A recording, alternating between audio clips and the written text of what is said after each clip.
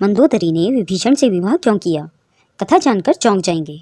पुलत्स्य ऋषि के पुत्र और महर्षि अगस्त्य के भाई महर्षि विसर्वा ने राक्षस राज सुमाली और ताड़का की पुत्री राजकुमारी केकसी से विवाह किया। केकसी के 3 पुत्र और 1 पुत्री थी, रावण, कुंभकर्ण, विभीषण और सुपर्णखा। विसर्वा की दूसरी पत्नी ऋषि भारद्वाज की पुत्री इलाविडा थी, जिसे कुबेर का जन्म हुआ। इस तरह रावण के सौतेले भाई थे कुबेर। रावण को त्रैलोक्य विजयी, कुंभकर्ण को 6 माह की नींद और विभीषण को भागवत भक्ति का वरदान प्राप्त था। तीनों भाई कुबेर से छीन ली गई लंका में रहते थे। रावण ने दिति के पुत्र मय की कन्या मंदोदरी से विवाह किया, जो हेमा नामक अप्सरा के गर्भ से उत्पन्न हुई थी। विरोचन पुत्र बलि की पुत्री वज्रज्वाला से कुंभकर्ण का और गंधर्वराज महात्मा सैलूस की कन्या सरमा से विभीषण का विवाह हुआ। मंदोदरी की जन्म कथा। पौराणिक कथा के अनुसार एक बार मधुरा नामक एक अप्सरा कैलाश पर्वत पर पहुंची। देवी पार्वती को वहां ना पाकर वह भगवान शिव को आकर्षित करने का प्रयत्न करने लगी। जब देवी पार्वती वहां पहुंची तो भगवान शिव की देह की भस्म को मधुरा के शरीर पर देखकर क्रोधित हो गई और क्रोध में आकर उन्होंने मधुरा को मेंढक बनने का श्राप दे दिया। उसने मधुरा से कहा कि आने वाले 12 सालों तक वह मेंढक के रूप में इस कुएं में ही रहेगी। भगवान शिव के बार बार कहने पर माता पार्वती ने मधुरा से कहा कि कठोर तप के बाद ही वह अपने असल स्वरूप में आ सकती है, और वो भी 1 साल बाद। मधुरा ने 12 वर्ष तक एक कुएं में रहकर मेंढक रूप में कठोर तप किया। जब 12 वर्ष पूर्ण होने वाले थे तब मयासुर और उनकी पत्नी हेमा पुत्री की कामना से वहां तप शुरू करने पहुंचे, जहां मधुरा तप कर रही थी। जैसे ही मधुरा के 12 वर्ष पूर्ण हुए, वह अपने असली स्वरूप में आ गई और कुएं से बाहर निकलने के लिए मदद के लिए पुकारने लगी। हेमा और मयासुर वहीं कुएं के पास तप में लीन थे। मधुरा की आवाज़ सुनकर दोनों कुएं के पास गए और उसे बचा लिया। बाद में उन दोनों ने मधुरा को गोद ले लिया और उसका नाम रखा मंदोदरी। मंदोदरी की खास बातें। मंदोदरी दिति के पुत्र असुर राजा मयासुर और हेमा नामक अप्सरा की पुत्री थी। पंचकन्याओं में से एक मंदोदरी को चीर कुमारी के नाम से भी जाना जाता है। अपने पति रावण के मनोरंजनार्थ मंदोदरी ने ही शतरंज के खेल का प्रारंभ किया था। मंदोदरी से रावण को पुत्र मिले अक्षय कुमार, मेघनाद और अतिकाय।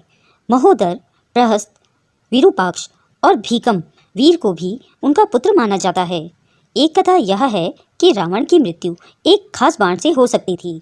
इस बाण की जानकारी मंदोदरी को थी। हनुमान जी ने मंदोदरी से इस बाण का पता लगाकर चुरा लिया, जिससे प्रभु राम को रावण का वध करने में सफलता मिली। सिंघल द्वीप की राजकन्या और एकमात्र काका भी नाम मंदोदरी था। हालांकि जनश्रुतियों के अनुसार मंदोदरी मध्य प्रदेश के मंदसौर राज्य की राजकुमारी थी। यह भी माना जाता है कि मंदोदरी राजस्थान के जोधपुर के निकट मंदौर की थी। मंदोदरी का रावण से विवाह। यह भी कहते हैं कि भगवान शिव के वरदान के कारण ही मंदोदरी का विवाह रावण से हुआ था। मंदोदरी ने भगवान शंकर से वरदान मांगा था कि उनका पति धरती का सबसे विद्वान और शक्तिशाली हो। मंदोदरी श्री बिल्वेश्वर नाथ मंदिर में भगवान शिव की आराधना की थी। यह मंदिर मेरठ के सदर इलाके में है, जहां रावण मंदोदरी की मुलाकात हुई थी। रावण की कई रानियां थीं, लेकिन लंका की रानी सिर्फ मंदोदरी को ही माना जाता था। आखिर क्यों किया मंदोदरी ने विभीषण से विवाह? मंदोदरी अपने पति द्वारा किए गए बुरे कार्यों से अच्छी तरह परिचित थी। वह हमेशा रावण को यही सलाह देती थी कि बुराई के रास्ते को त्याग कर सत्य की शरण में आ जाए। लेकिन अपनी ताकत का घमंड करने वाले रावण ने कभी मंदोदरी की बात को गंभीरता से नहीं लिया। जब रावण सीता का हरण करके लाया था, तब भी मंदोदरी इसका विरोध कर रही थी, और सीता को पुनः राम को सौंपने के लिए भी मंदोदरी ने रावण से कहा। लेकिन रावण ने मंदोदरी की एक नहीं सुनी और रावण का प्रभु राम के साथ भयंकर युद्ध हुआ। ऐसा माना जाता है कि प्रभु राम रावण के युद्ध में एकमात्र विभीषण को छोड़कर उसके पूरे कुल का नाश हो गया था। रावण की मृत्यु के पश्चात रावण के कुल के विभीषण और कुल की कुछ महिलाएं ही जिंदा बची थी। युद्ध के पश्चात मंदोदरी भी युद्ध भूमि पर गई और वहां अपने पति, पुत्रों और अन्य संबंधियों का शव देखकर अत्यंत दुखी हुई। फिर उन्होंने प्रभु श्री राम की ओर देखा, जो अलौकिक आभा से युक्त दिखाई दे रहे थे। श्री राम ने लंका के सुखद भविष्य हेतु विभीषण को राजपाट सौंप दिया। अद्भुत रामायण के अनुसार विभीषण के राज्याभिषेक के बाद प्रभु श्री राम ने बहुत ही विनम्रता से मंदोदरी के समक्ष विभीषण से विवाह करने का प्रस्ताव रखा। साथ ही उन्होंने मंदोदरी को यह भी याद दिलाया कि वह अभी भी लंका की महारानी हैं और अत्यंत बलशाली रावण की विधवा हैं। कहते हैं कि उस वक्त तो उन्होंने इस प्रस्ताव का कोई उत्तर नहीं दिया। कहा जाता है कि इसके बाद एक बार भगवान राम माता सीता और हनुमान के साथ मंदोदरी को समझाने गए। तब ज्योतिष की प्रकांड विद्वान मंदोदरी को महसूस हुआ कि धार्मिक और तार्किक तौर पर, नैतिक तौर पर सही देवर विभीषण से विवाह करना गलत नहीं होगा।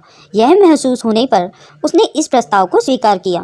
विभीषण से उनकी शादी हुई। हालांकि रावण की मृत्यु के बाद मंदोदरी के बारे में वाल्मीकि की रामायण ज़्यादा कुछ नहीं कहती, लेकिन रामायण के दूसरे वर्जन में जरूर इस बारे में काफ़ी कुछ कहा गया है। विभीषण भी पहले शादी के लिए तैयार नहीं थे। रावण के मरने के बाद जब मंदोदरी विधवा हो जाती हैं, तब भगवान राम विभीषण को सलाह देते हैं कि उसे अपनी भाभी से विवाह कर लेना चाहिए। ये परंपरा उन दिनों मान्य थी, लेकिन विभीषण के पहले से कई रानियां थीं और वह इसके लिए तैयार नहीं थे। ये भी कहा जाता है कि अगर विभीषण ये शादी कर लेते तो उन्हें भाई की जगह लंका पर शासन का नैतिक अधिकार भी हासिल हो जाता। विवाह राजनीतिक और राजकाज से ज़्यादा जुड़ा था। हालांकि ये भी कहा जाता है कि विवाह शारीरिक तौर पर पति पत्नी के तौर पर एक दूसरे के साथ यौन संबंधों के बजाय विशुद्ध राजकाज से जुड़ा था, क्योंकि मंदोदरी भी चाहती थी कि उनके पति के निधन के बाद लंका में स्थायित्व और समृद्धि रहे। वह प्रभु राम से शत्रुता की बजाय मित्रता चाहती थी। रावण की मृत्यु के लिए उसने प्रभु राम को कभी जिम्मेदार नहीं ठहराया। एक वजह यह भी बताई जाती है कि रावण के निधन के बाद मंदोदरी भी उसकी चिता के साथ सती होने जा रही थी, लेकिन प्रभु राम ने उसे रोक लिया। इसके बाद मंदोदरी के पास देवर से विवाह करने के अलावा कोई विकल्प नहीं बचा था। दोस्तों, अगर यह वीडियो आपको अच्छी लगी हो तो इसे लाइक और शेयर करें। आगे मिलते हैं नई